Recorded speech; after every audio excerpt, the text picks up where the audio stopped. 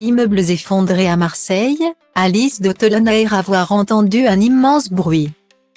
Dans la nuit du samedi 8 au dimanche 9 avril, une déflagration a eu lieu dans un immeuble d'habitation de Marseille. Quelques secondes avant qu'il ne s'effondre. Sur Instagram, Alice de Tolonnaire, la compagne de Camille Lacour, a révélé avoir entendu un immense bruit, sans savoir sur le moment qu'un véritable drame était en train de se dérouler.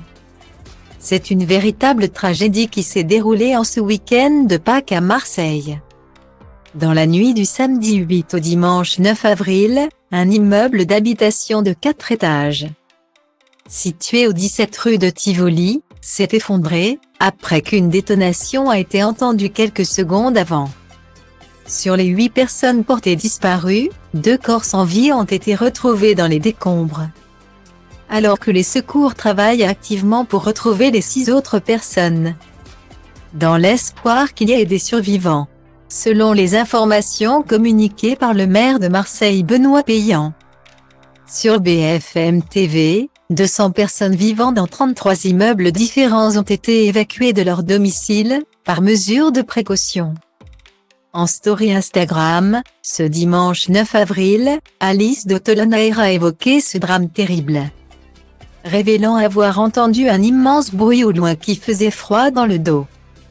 La compagne de Camille Lacour, qui ne savait pas de quoi il s'agissait sur le moment, a ensuite constaté l'ampleur des dégâts en découvrant l'actualité le lendemain matin.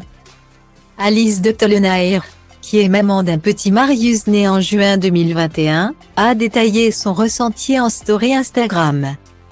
Elle qui a avoué avoir immédiatement compris que quelque chose de grave était en train de se dérouler. En entendant ce bruit qui a duré 3 secondes, je me suis douté qu'il s'agissait de quelque chose de sérieux. Ce matin, j'ai une pensée pour les personnes dont la vie s'est peut-être envolée en 3 secondes. 3 secondes purée et tout peut changer. Pardon pour le BAD en ce jour de Pâques mais on aurait tort de détourner les yeux.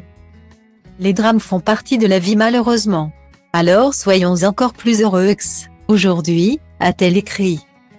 Un message triste mais fort de la part de la jeune femme, qui s'est battue contre un cancer du sein et avait dû subir une double mastectomie.